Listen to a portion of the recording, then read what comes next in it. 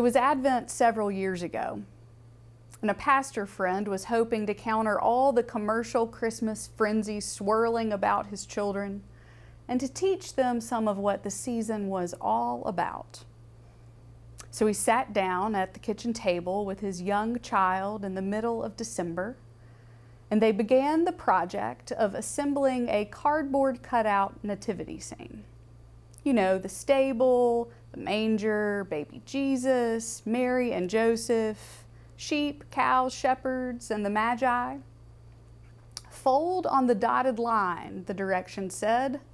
Place tab A in slot B, etc., etc.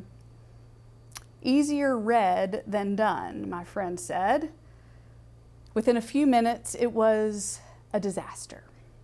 Nothing worked as intended. Nothing looked anything like the picture on the box.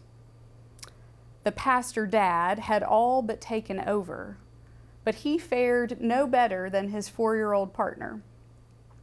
The kitchen table was littered with torn, bent, spineless figures just wilted over. Pieces were frayed and taped together. The father, in his frustration, was close to clearing the table and trashing the whole thing. The little boy was less than impressed. So, surveying the scene on the table, the 4-year-old, who was supposed to be learning the real meaning of Christmas, that Jesus is God's son, said, "So, Daddy, where is God in all this mess?" A poignant Christmas memory, which also remains the quintessential Advent question. Where exactly is God in all this mess? Somewhere, someone sat up half the night. A long-time dedicated employee whose job was eliminated before the end of the year. Where is God, they wondered, amidst this disruption? Somewhere, a spouse grips the hand of their beloved, awaiting news of a diagnosis. Where is God, they wondered, in this uncertainty? Somewhere, a family gathers around the bed of a loved one at the end of their long journey. Where is God, they wonder, in the midst of this great loss, of our particular grief? Or for us, when we open the paper or pull out our phones and read the news of the day, the week, even the hour, and wonder, where on earth is God in all of this chaos? Our Advent claim is that God is right here in the middle of the mess with us.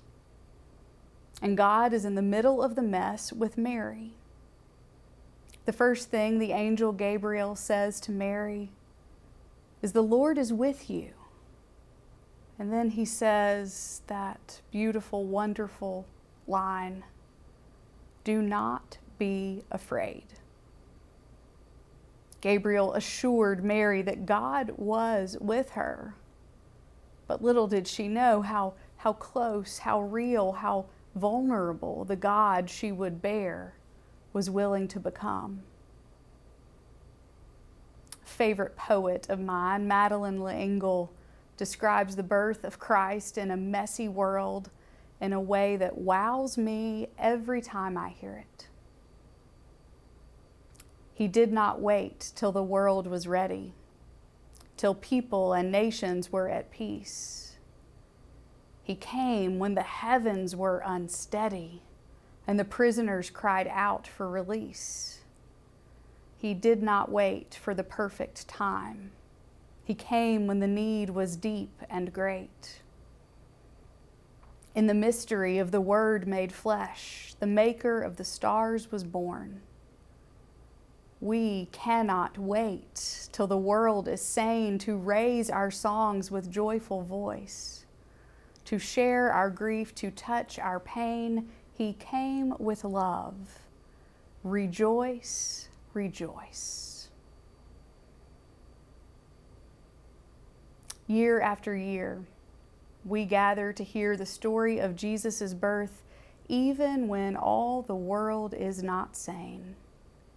And it feels particularly insane this year, doesn't it? We raise our songs throughout Advent with joyful voice because although we know sorrow and despair and uncertainty, love with a capital L has been birthed into the messiness of our world, right into the middle of it. So if it seems hard to live into the joy of Christmas this year because of the heavy burdens you bear, or the messiness of your life or family, or the pain and grief of being physically distanced from those you love, know this: God does not wait. God does not wait until the world is ready or for a perfect time or for perfect peace. God does not wait for pandemics to end. God does not wait for all the messes to be tidied up. God does not wait because Jesus is being born where people need him most. God makes God's home in the messiest of places a stable, in the messiest of times, under the control of the Roman Empire, and with the most ordinary of people, a teenage girl and her fiancé and those shepherds. Jesus is being born where we need him most, in the messes, in the hard places, in the uncertain places, in the dark and desperate places, in the lonely and lost places, in the places and with the people who seem too far gone. Jesus is born into exactly these kinds of places, and he spends his life with the most vulnerable and ostracized and broken-hearted of people.